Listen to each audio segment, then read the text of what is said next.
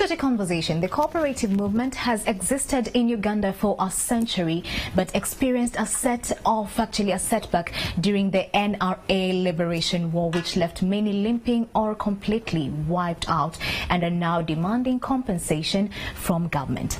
As we mark this year's Cooperatives Week, which climaxes on Saturday this week, we are focusing on two things. Will compensation for war losses fully revive the cooperative movement in Uganda? And drawing from this year's theme for Cooperatives Week activities, cooperatives ensure no one is left behind. How can cooperatives actually contribute to inclusive development in Uganda? That is the conversation that we're having this morning. So if you're in that particular sector, if in one way or another you were affected, this is the conversation that you need to be watching this morning. And tell a friend to tell a friend. So in studios, I'm joined by Miss Jane Amuge Okello, Operations Director at the Uhuru Institute of Social Transformation, and she's here to help us understand what so far have been the strides.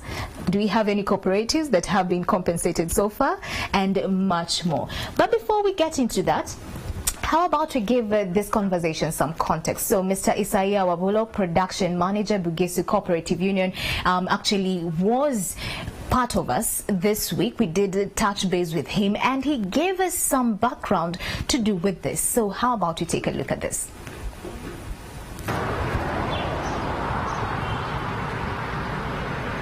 So this cooperative union essentially is a farmers organization, because at grassroots we have farmers who have formed the cooperative societies by contributing shares and entrance fees, and then marketing their coffee through those primary societies. So essentially the union is run, administered, and even supervised by the farmers. So all the policies which the union carries out in the form of marketing, processing, doing some other business, all those policies are carved out of farmers' opinion. If they can give us, because at the moment the union doesn't have working capital, and you know we are in liberalization policy. The government has liberalized trade in Uganda, including coffee trade. So we have a lot of competitors who are around with a lot of money, but the union doesn't have money to do what, to engage in this trade. We should first of all improve the coffee industry itself by improving the quality of the crop, that is coffee. The coffee quality which we are producing at the moment is not of that standard in the world market. We need the transparency. Whatever the union is doing should be known to the farmers, and whatever the farmers are doing should be known to the union, so that we merge them together, we get the differences, we try to throw out those which are derailing the industry, and then we move forward.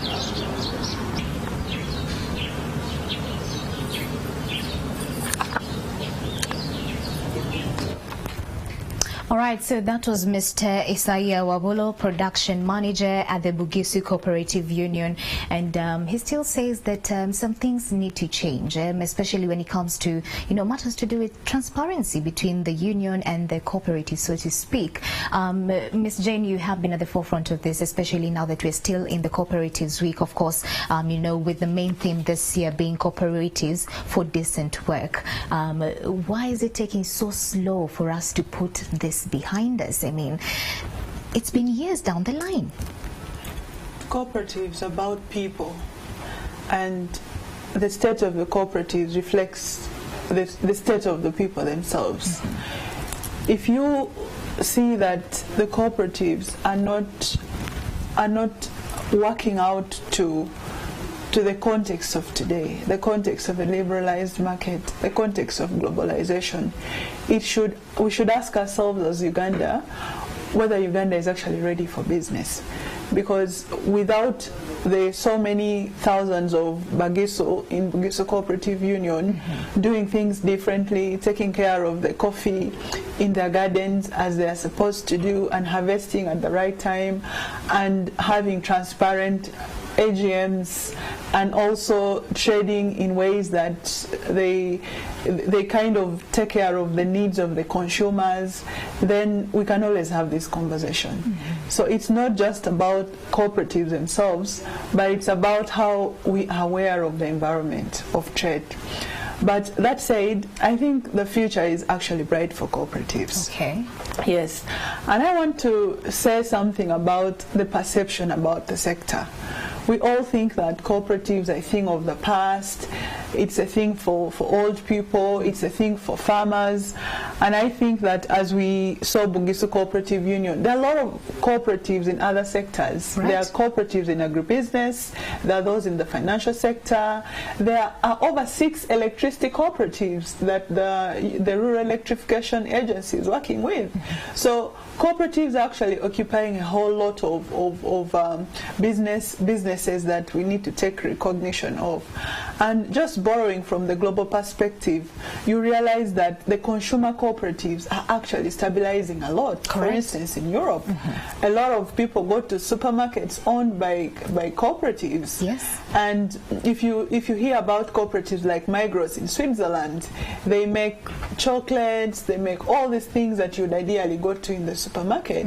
Spain has one of the biggest cooperative groups, that is Mondragon Group, and they're in all sectors. They run a university, they do all kinds of things, and we as players in the sector in Uganda are opening new avenues for cooperatives to venture into other segments of business beyond the production, beyond agriculture, yes, beyond all these things. So the future is really bright for cooperatives.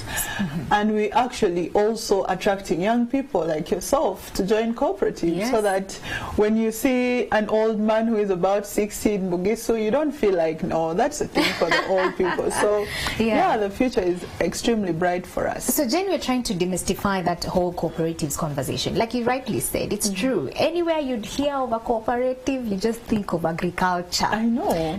But that conversation is changing. And like you're saying, cooperatives are actually getting into the different, business sectors, so to speak.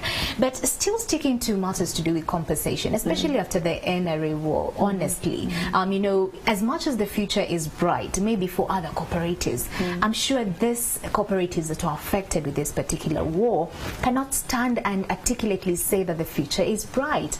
So in terms of getting them back on their feet, in terms of compensation, because it seems like, I don't know, government is really struggling with this. So where ideally could they start just for these people to see better days, so to speak?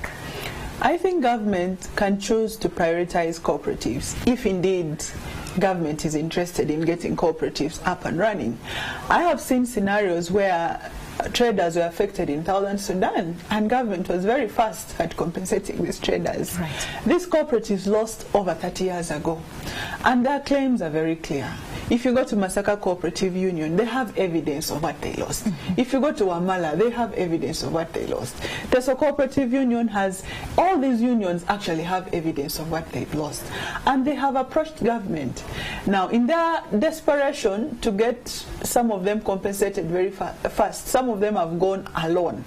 But now that government has come out clear with the verification process and said, okay guys, we know that you've lost, bring out your loss claims and then we verify. Cooperatives have actually gone ahead to do the verification. Some are still approaching government. But the laissez-faire way that government has responded is something that is of concern to the sector. Because when you look at the allocation, the budgetary allocation to the compensation, it's wanting. This year, I'm told cooperatives are going to, they've allocated about 20 billion shillings for compensation.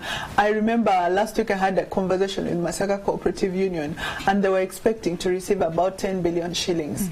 Now, once this money comes in, it needs to find ready business plans on how this money can actually be invested in the cooperative to get them started.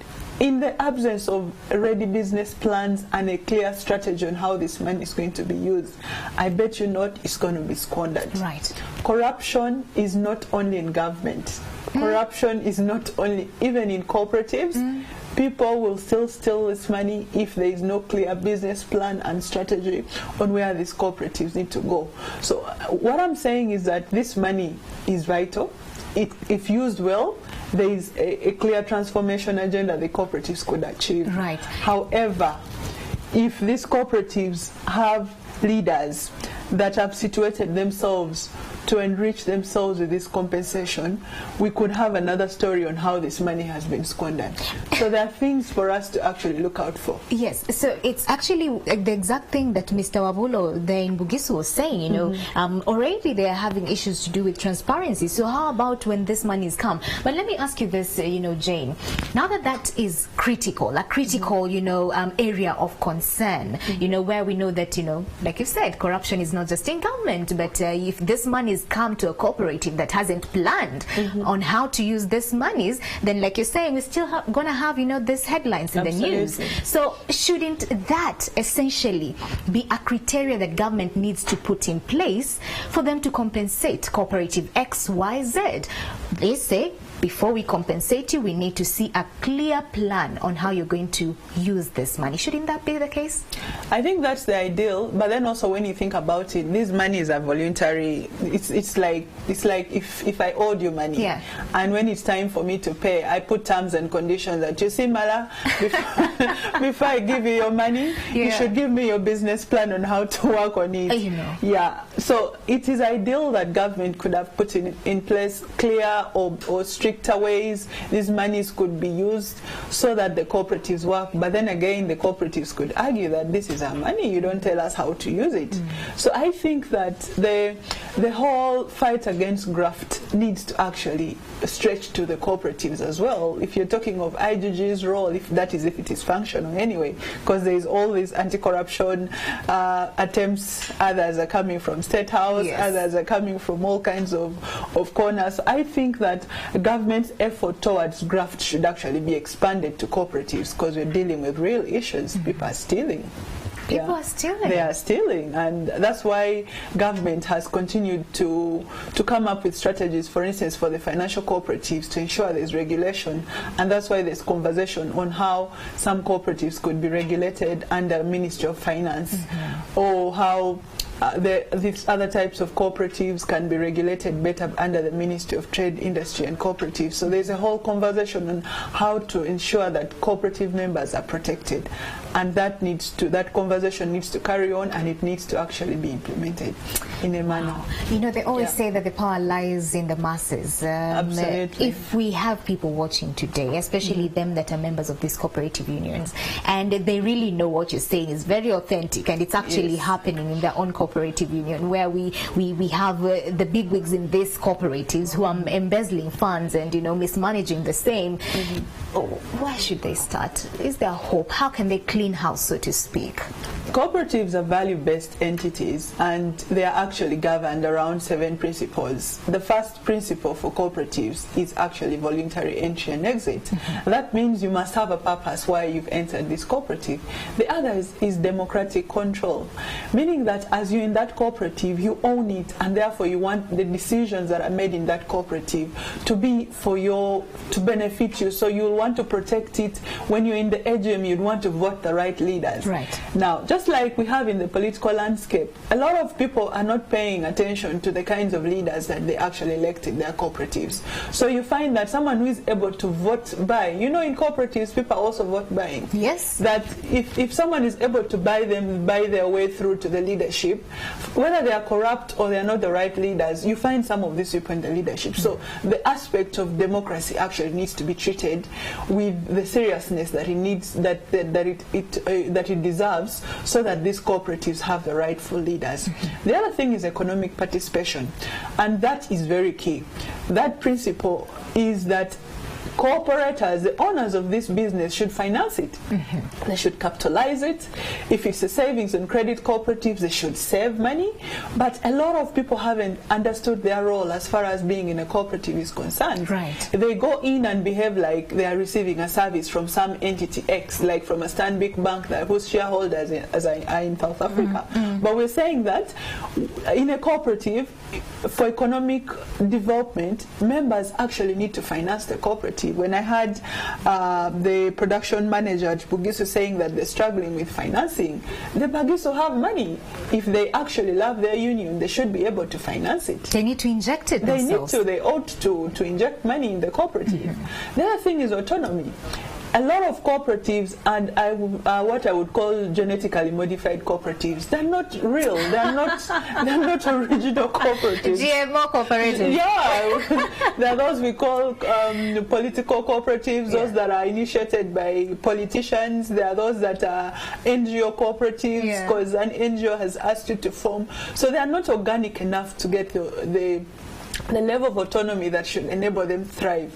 But then when you look back into the cooperatives of the days, the owners actually were proud to be members of these cooperatives, and that can still happen. So the thing is, for all of us, we need to actually understand what a cooperative is, because a lot of people don't understand it. They think it's, it's a group of people who have gone there. There's a lot more to do with the values, the principles, and all that comes with it. Yes. Wow. Thank you so much for breaking that down, because like you're saying, maybe people love to, going with the wave, and we all love that because it's easy, and if we're gonna succeed, it's okay. If this trisaxing thing, but it's critical, like you're saying, just equip yourself with all this information, knowledge, and once you're equipped, it will be very hard for you to be taken advantage of, so to speak, especially with the leaders that you've elected, or maybe they paid their way to. Even the members themselves need to style up, because it's their responsibility to get their businesses working. Even if you got the right leaders, but the members are sluggish and they're not responsive, you call for an AGM and they don't come in the right numbers, that is your business. No one is going to drive it for you. If you leave it in the hands of a few people, they'll take advantage. So the members of the cooperatives need to rise to the occasion. It's their thing. If they don't make it work, it won't work. Yeah, it's a whole conversation around responsibility. Wow. Self-help, self-responsibility. Self-help, self-responsibility. Accountability is key. All right, so we've been in this cooperative week, and today is actually the second last day of this, planned, list of activities for every single day. So this year's theme was on cooperatives for decent work. Let us understand this theme. Why this theme for 2019? First is that International Day of Cooperatives is not only celebrated in Uganda, it's a global activity that is celebrated under the docket of the UN. Specifically this year, UN is working closely with one of its agencies, that's the International Labour Organization, and the theme for this year's event is Cooperatives for Decent Work. Now, ordinarily, Cooperative Day is celebrated on the first Saturday of every year. In Uganda, we felt that there was a lot more for us to do beyond celebrating Cooperative Day. So in 2016, we came up with the Cooperatives Week, and we felt that this is an opportunity for cooperatives first to amplify their presence. A lot of people don't know about cooperatives, and that's why we have all these misgivings about the sector. But also, Principle 7 of cooperatives is concerned for community, and that means that cooperatives should be able to give back to the community. So the activities that are in COP Week are in line with the Principle 7, which is concerned for community. From 2016, we've always lined up activities that will enable cooperatives to give back, amongst which we actually start with prayers. We feel we need this blessing from God, we need to talk about cooperatives in the context of God, so that we stop being corrupt. so that we treat our workers a little more better with the theme around decent work. We then, from the prayers, we've had blood donation. We had a very successful blood donation events across the country. Yesterday we had blood donated at the city square. Unfortunately in Masaka, the blood transfusion coordinator passed on in the night, so we couldn't have an activity, but they often actually hold that. We had events in Kapchora, and it was great, and in Gulu blood was donated. By the time I left yesterday, we were counting about 300 units of blood that had been collected by cooperatives.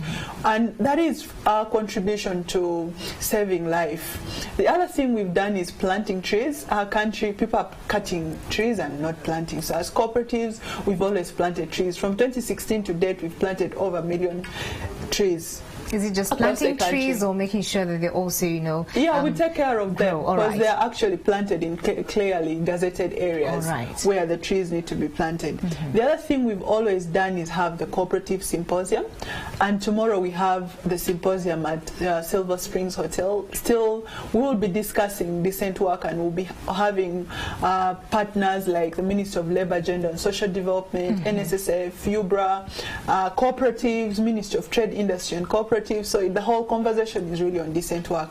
Probably why are we talking of decent work in the context of cooperatives? Because cooperatives are owned by their members. They provide an environment that should facilitate decent work. If you own a business, you'd want to ensure that cooperatives employ themselves in their own businesses. So because it's yours, you're not so worried about profitability. You're worried more about service. You're worried more about how your members are actually benefiting from that they've set. But continuously, even in the context of cooperatives, there is still issues to do with occupational health and safety, and that is something that cooperatives actually need to pay attention to. We are talking of cooperatives in the production sector. Are their members actually wearing the right gear? Is the building safe enough for their members? Are the members having clearly defined contracts and as employees? So there's a lot of conversation. We are talking of old age planning. A lot of cooperatives are in the informal sector, and people that are self-employed sometimes don't pay attention to the issue of old age planning. So you wake up and you're 65 and realize that you've worked a lot, but you've not set aside something for when you're a little more weaker than when you're working. We are talking about even the cooperatives themselves planning and having reserves so that they provide for the entity, the cooperative. We are also talking about professionalizing the sector, because we are in the informal sector, but we can be professional, meaning that do we have systems in place? So there is a whole lot of conversation around decent work, and we feel that if this conversation is taken in well, we will see better working conditions globally, in cooperative businesses, but also generally with the country at large. You know, one of the activities is you're going to be having, you know, exhibitions across different districts, especially I'm seeing key is Wakiso district. What are these exhibitions, and who is open to come and, you know, showcase the stuff? The exhibitions are open to the general public, but usually we have cooperatives coming to actually showcase what they are doing. And it's a good place for people to come, especially because we think cooperatives are about Bugisu Cooperative Union, Banyankole Kweta. We need to come and see a lot more happening in the sector. So cooperatives, the private sector, everyone is welcome to exhibit. Exhibition is 100,000 shillings. So if they could get in touch with the Ministry of Trade, Industry and Cooperatives, and they should join us at the celebration at the Wakiso district headquarters. And it's open for all? It's open for all. At free of charge? It's a national event. At free of charge? Yes, apart from the exhibition table that is paid for. All right, at 100. Everyone is welcome. Okay, all right. So I'm seeing also, you know, there's a medical camp and blood donation. It seems like this is an activity that was taking center stage in many days of this particular, you know, COP week, so to speak. Why is this critical? I'm sure you've touched on it, but why is this critical, especially now that you know, matters to do with health have been, you know, making headlines for the past few weeks? For the blood donation, we very well know that we've always had insufficient blood in our blood banks, and we feel as cooperatives that we need to contribute to this gap that has been left. So we will continuously do that even beyond this year. So it's critical that we feel that every time someone needs blood, we've at least contributed to this blood. But for the medical camp, we'll be looking at issues to do with Hep B. Hepatitis B is one of those key diseases that people have not understood or paid attention to. So they'll be getting people to understand how they should keep themselves safe, or those that are with it can live positive. But also there is safe male circumcision that we're partnering with IDI. So for all the men that would like to undergo safe male circumcision, there will also be that. And then also a lot of malaria testing and treatments. So the medical camp, again, is part of our concern for community. That that is our way of giving back to the communities. Interesting. Is it free of charge?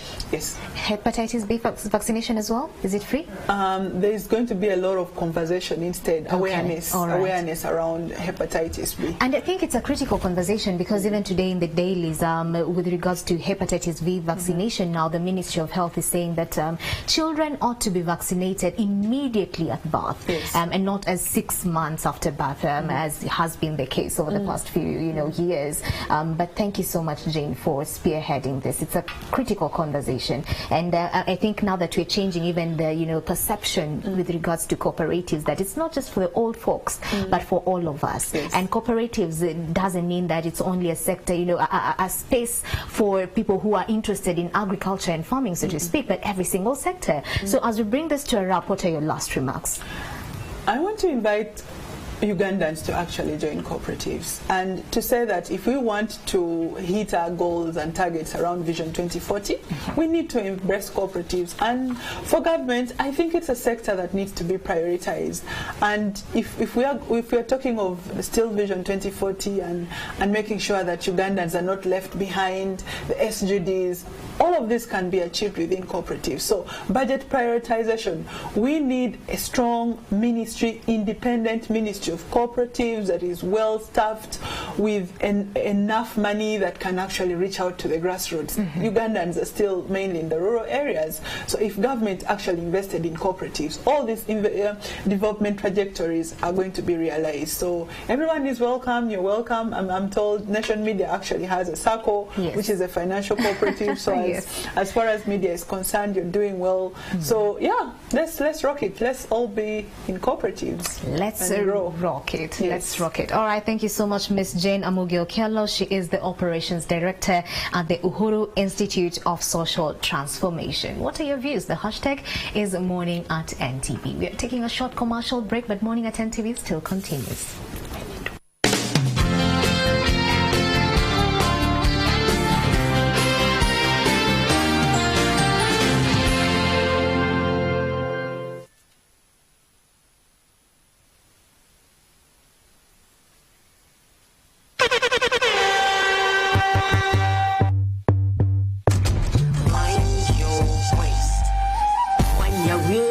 Wind your waist,